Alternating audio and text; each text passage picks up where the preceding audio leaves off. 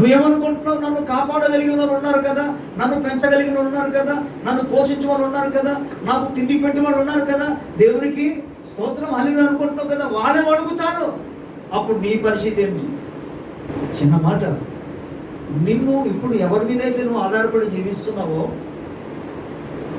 నేను మామూలుగా చెప్తున్నాను, దేవుడు ఆ ఆధారాలను తీసేస్తే, దట్ మీన్స్ నేను పోషిస్తున్న వాళ్ళని దేవుడు తీసుకెళ్ళిపోతే అప్పుడు ఏం చేస్తాను?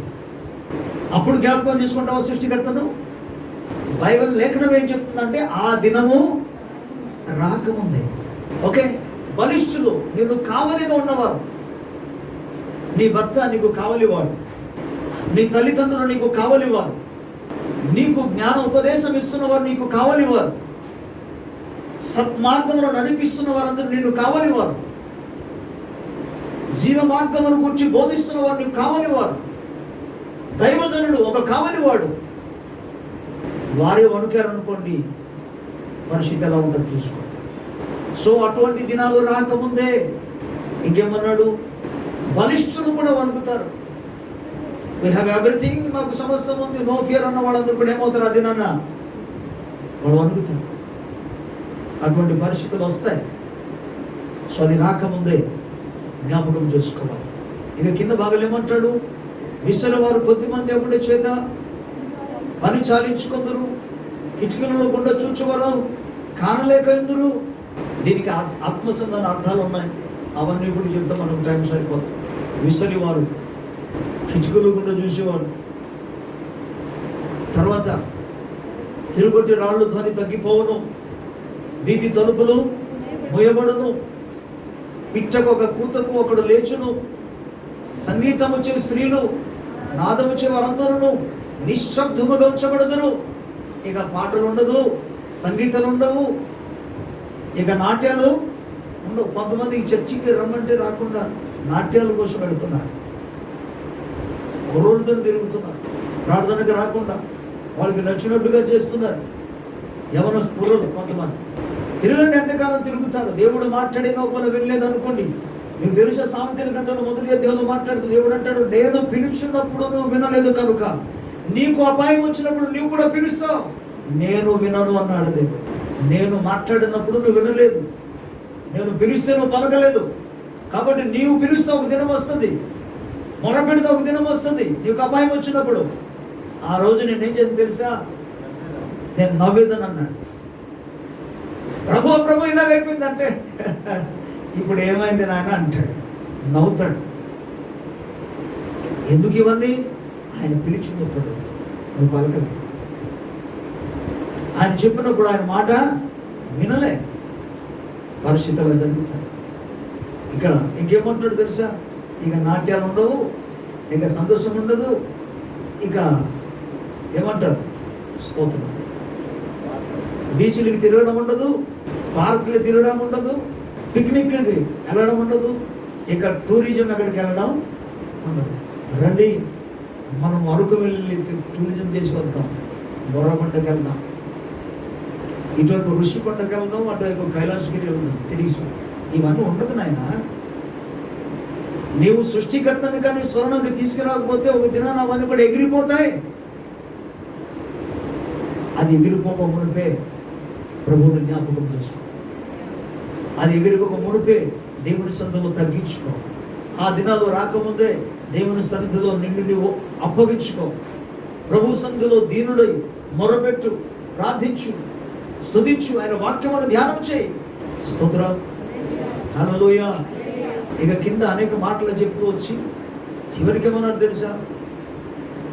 వెండి తాడు, 6వ వచనంలో, ఓకే 5వ వచనం కూడా నేను చదివి పెడతాను.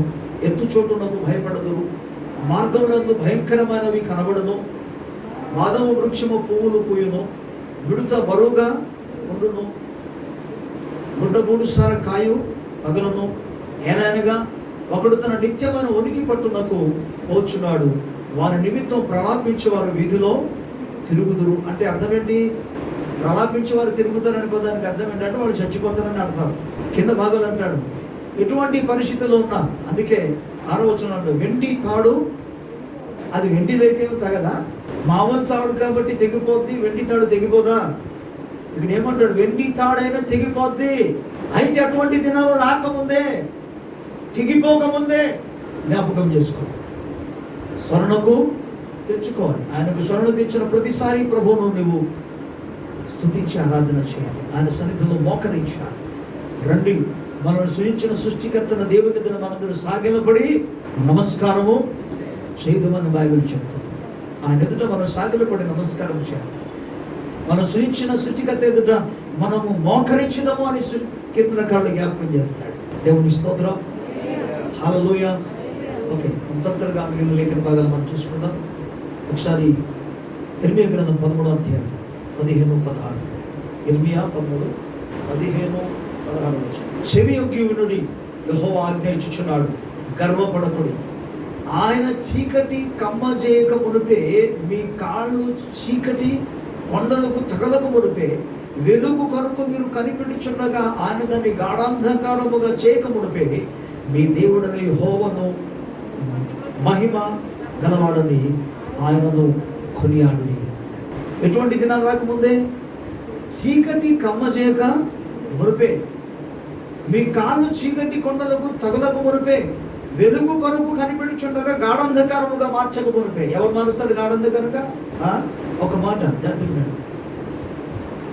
దేవుడు ఒక వ్యక్తిని విడిచిపెట్టిన ఆ మూమెంటే గాఢాంధకారం అంతే. దేవుడు నీకు తోడే ఉన్నంత కాలము, దేవుడు నీకు సహాయం చేసినంత కాలము నీ జీవితము వెలుగుతుంది, వెలుగులో ఉన్నది. ఏ మూమెంట్లో అయితే దేవుడు విడిచిపెట్టేస్తాడో నీ జీవితం చీకటిమయం. అందుకే నీవు వెలుగు కోసం ఎదురు చూస్తుండగా, తేజస్సు కోసము కనిపెడుతుండగా అది గాఢాంధకారముగా మారకముందే నువ్వు యెహోవా నించేనట, యెహోవా మహిమ గలవాడని ఆయనను కొనియాడాలి. దేవుని స్తోత్రం, హల్లెలూయా, హల్లెలూయా. అందుకే పిల్లరా, కేవలం మన జీవితాల్లో మేలు కలిగినప్పుడు మాత్రం కాదు దేవునికి స్తోత్రం చెప్పడం, దేవుని ఆరాధన చేయడం. మనం ప్రతిదినం దేవుని స్తుతించాలి, ప్రతిరోజు ప్రభువును మనం ఆరాధన చేయాలి, ఘనపరచాలి. స్తుతిలో, ఆరాధన చేయడంలో మన సమయం గడపాలి, ఆయన గురించి మనం పాడాలి. కొంతమంది తలాంతు అనుగ్రహించినా ఎందుకో వాళ్ళ ముందుకు రారు. వాళ్ళ గురించి చూస్తుంటే నాకు బాధ అనిపిస్తుంది. ఒక తలంతులాగా ఆపేసుకుంటున్నాడు. ఒకడికి ఒక తలంతు అంట, దేవుడు ఇస్తే ఒక తలంతు కలిగిన వాడు ఏం చేశాడు? మీకు ఎవరికి తెలియదు.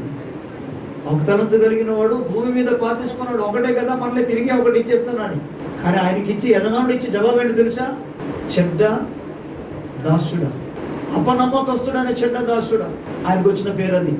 ప్రభు నీకు తలంతు ఇచ్చే, ప్రభు కొరకు వాడడానికి, మహిమపరచడానికి ఏ మాత్రం కూడా ఎనుకాంజ అవుతుంది. దయచేసి ప్రభువును మహిమపరచు. పాడే తలంతు నీకు ఇస్తే, ఆరాధన చేసి తలంతు ఇస్తే ప్రభువును ఆరాధించు.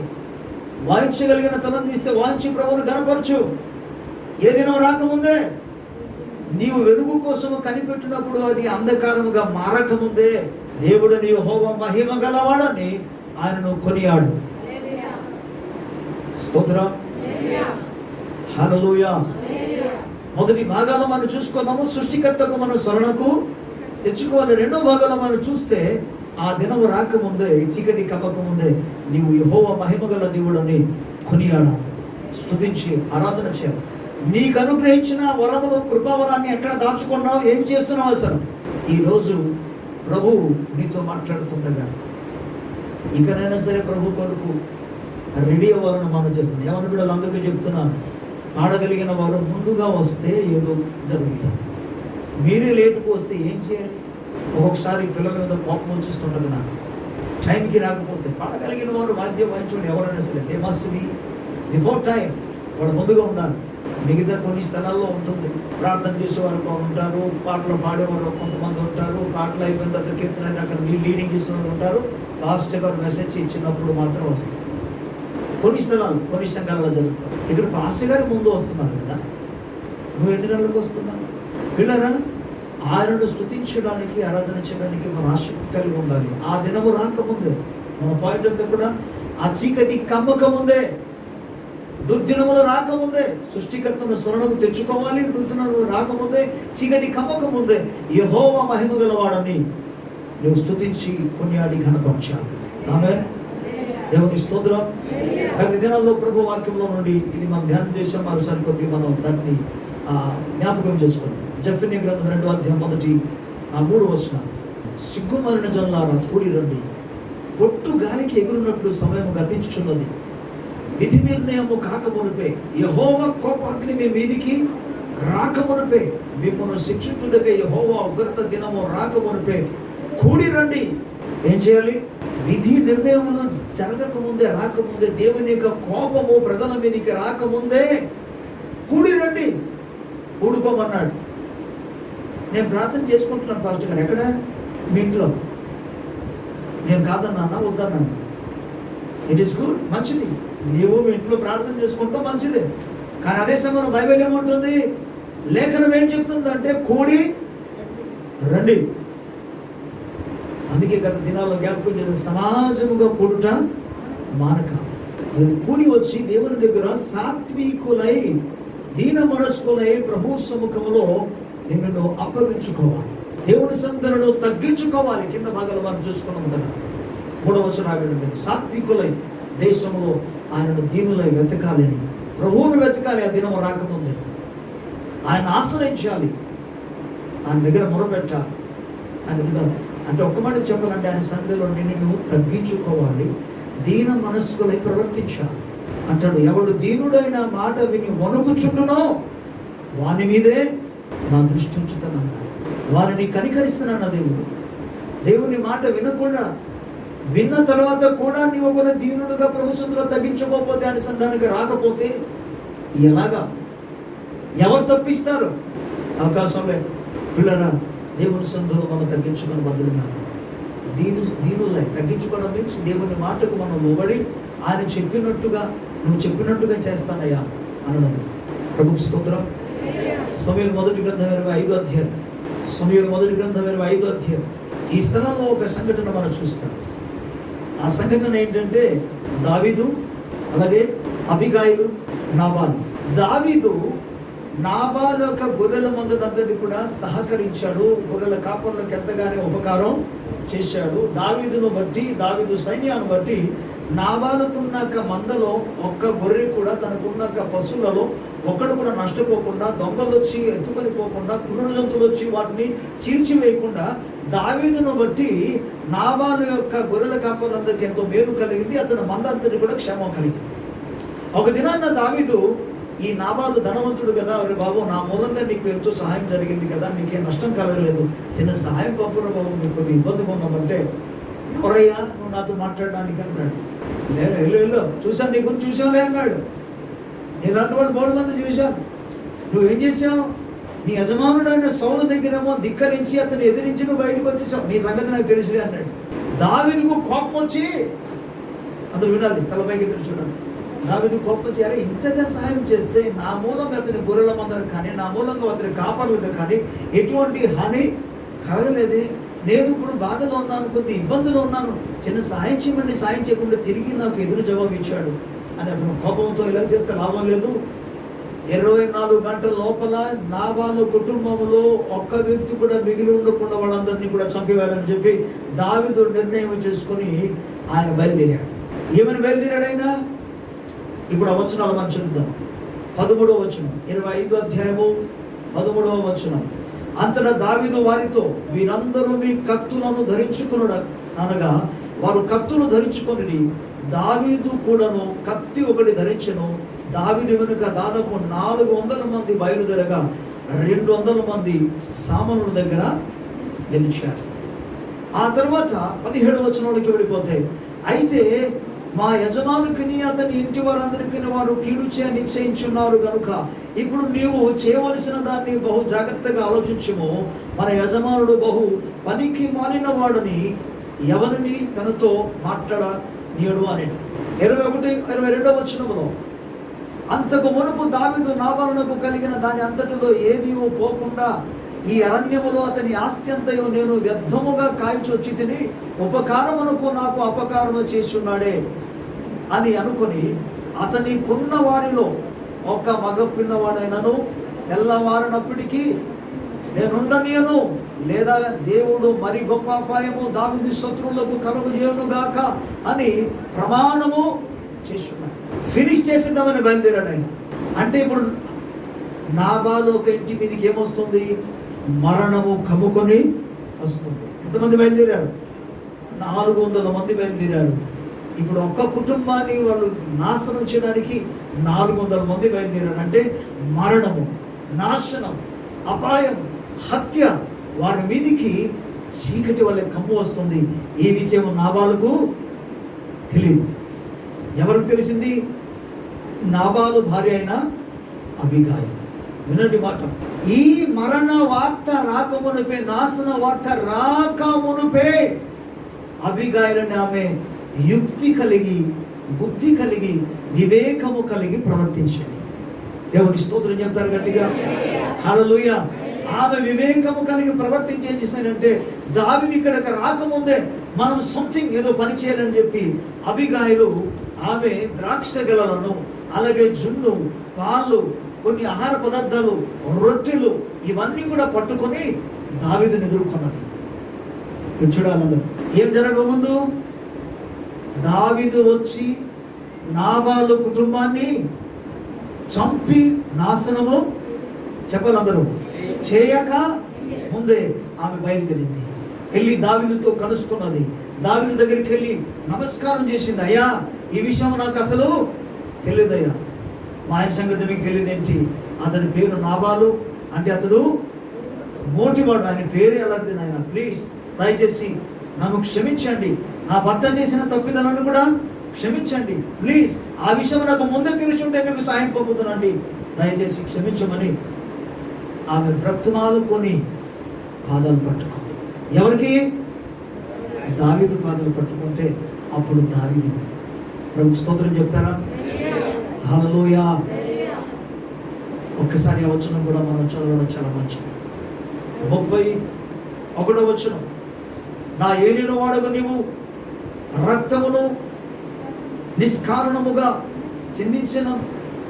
చెందించినందుకే గాని, నా ఏలిన వాడకు నీవు పగ తీర్చుకున్నందుకే గాని, మనోవిచారమైన దుఃఖమైనను నా ఏలినవాడు నీకు ఎంత మాత్రమును కలుగకపోవునుగాక. యెహోవా నా ఏలినవాడు నీకు మేలు చేసిన తర్వాత నీవు నీ దాసులకు నన్ను జ్ఞాపకము చేసుకున్నాను. అందుకు దావీదు, నాకు ఎదురు పడుటకు నిన్ను పంపించిన ఇశ్రాయేలు దేవుడని యెహోవాకు స్తోత్రము కలుగునుగాక. నేను పగ తీర్చుకొనకుండాను, ఈ దినమున ప్రాణము తీయకుండాను నన్ను ఆపినందుకు నీవు ఆశీర్వాదము నందుదుగాక. నువ్వు చూపిన బుద్ధి విషయమై నీకు ఆశీర్వాదము కలుగునుగాక. నువ్వు త్వరపడి నన్ను ఎదుర్కొనకపోయిన ఎడల, ఈ వచనం చెప్తున్నాను, నీవు త్వరపడి నన్ను ఎదుర్కొనకపోయిన ఎడల, నీకు హాని చేయకుండా నన్ను ఆటంకపరిచిన ఇశ్రాయేలు దేవుడని యెహోవా జీవముతోడు, తెల్లవారులోగా నాబాలునకు మగ ఒకడు కూడా విడవడన్న మాట నిశ్చయం. నువ్వు త్వరపడి వచ్చి నాతో కానీ కలిసిపోతే నాతో కలవని ఎడల. ఇప్పుడు ఈ పాయింట్ అంతా నీకు ఎందుకు జ్ఞాపకం చేస్తున్నానంటే, అపదినములు రాకముందే, దుర్దినములు రాకముందే, చీకటి కమ్మకముందే, అపాయము రాకముందే. ఈమె జీవితానికి వచ్చి మీకు ఎందుకు జ్ఞాపకం చేస్తున్నాను? అపాయము రాకముందే ఆమె వెళ్ళి బ్రతమాలుకుంది, తన కుటుంబాన్ని రక్షించగలిగింది.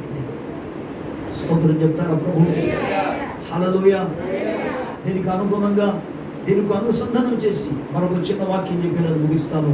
మనకందరికి తెలిసిన సుపరిచితమైన లేఖన భాగమైన సామెతల గ్రంథం 6వ అధ్యాయంలో ఒక చక్కటి మాట మనం చూస్తాం. సామెతల గ్రంథం 6వ అధ్యాయం 3వ వచనం నుండి, నా కుమారుడా, నీ చెలికాని చేత చిక్కబడితివి, నీవు త్వరపడి వెళ్ళి విడిచిపెట్టమని నీ చెలికానికి బలవంతము ఇలాగు చేసి తప్పించుకొనుము. 4వ వచనం, తప్పించుకోవడానికి నువ్వు పని చేయాలి, వెళ్ళి బతిమాలుకోమన్నాడు. కానీ ఆ బతిమాలుకోవడం ఎప్పుడు? సరే అలా బతిమాలుకుంటాం, ఈరోజు కాదు, ఇప్పుడు వెళ్దాం, రేపు వెళ్దాం, టైం కుదరటం లేదు కాబట్టి, లేకపోతే ఎల్లుండి వెళ్ళి కలుస్తాం. అలా ఉంది. ఇక్కడ ఏమంటాడు చూడండి, నీ కనులకు, 4వ వచనం, నీ కనులకు నిద్ర అయినను నీ కనురెప్పలకు కొనుగు పాటైనను రానియకము. వేట కాని చేతుల నుండి లేడి తప్పించుకున్నట్లు, ఎరుక వాని చేతుల నుండి పక్షి తప్పించుకున్నట్లు తప్పించుకొను. నీ కనురెప్పలకు నిద్ర రాకుండా, కొనుక్కు రాకుండానే వెళ్ళు, తప్పించుకోమన్నాడు. అంటే టైం తీసుకోవద్దన్నాడు. తర్వాత వెళ్దామని పోస్ట్ పోన్ చేయదంటున్నాడు. ఎంత త్వరగా వీలైతే అంత త్వరగా వెళ్ళి తప్పించుకోవాలి అన్నాడు. తప్పించుకోవడానికి ఒకటే మార్గం, ఆయన పాదాలు పట్టుకొని బ్రతిమాలుకోవడం. దేవుని స్తోత్రం చెప్దామా గట్టిగా? హల్లెలూయా. ఆ ప్రియ దేవుని బిడ్డలారా, ప్రభు నేను ప్రేమిస్తూ ఈరోజు నీతో మాట్లాడుతున్నాడు. కనుక ఆ చీకటి కమ్మకం ఉంది, దుర్దినములు రాకముందే, అపాయకాలము నీ జీవితం మీదకి రాకముందే, మరణము, నష్టము, అనారోగ్యము నీ మీదకి రాకముందే ప్రభు సంఘానికి వచ్చి తగ్గించుకొని, యెహోవాయే గొప్ప దేవుడు అని కొనియాడు. నీవు చెప్పినట్టుగా చేస్తాను ప్రభు అని దాని సంఘంలో తగ్గించుకోను. ఎందుకంటే దినాలు ఎలా గతిస్తుందట, పొట్టు వలె గతించిపోతున్నది. నీ సృష్టికర్తకు స్వరం తెచ్చుకో. ప్రభు ఈ మాటలు మనందరికీ మనం దీవించిన కాక. ఆమేన్. కనుసుకుంటే చిన్న ప్రార్థన చేద్దాం. ప్రేమ నమ్మదగిన మా తండ్రి, నీ పరిశుద్ధమైన ఘనమైన గొప్ప నామమునకు కృతజ్ఞతాస్తుతులు స్తోత్రములు నాయన. ఈ మాటలు ప్రతి ఒక్క హృదయంలో నాటబడింది ఆయన, దూరంతులుగా ఫలించును గాక. ప్రభు అపాయములు రాకముందే, చీకటి కమ్మకముందే, దుర్దినములు రాకముందే, మరణములు నాయన, అనారోగ్యాలు, ఇరుకులు, ఇబ్బందులు, దుఃఖములు రాకముందే నాయన నిన్ను జ్ఞాపకం చేసుకొని స్మరణ తెచ్చుకొని తండ్రి, నీవే గొప్ప దేవుడు అని నీ సన్నిధిలో ప్రార్థించున్నట్లుగా, తగ్గించుకున్నట్లుగా నాయన నీ సహాయం అనుగ్రహించు. ఆయన మీరే పొందండి. యేసయ్య నామములో వేడుకొనుచున్నాము తండ్రి. ఆమేన్.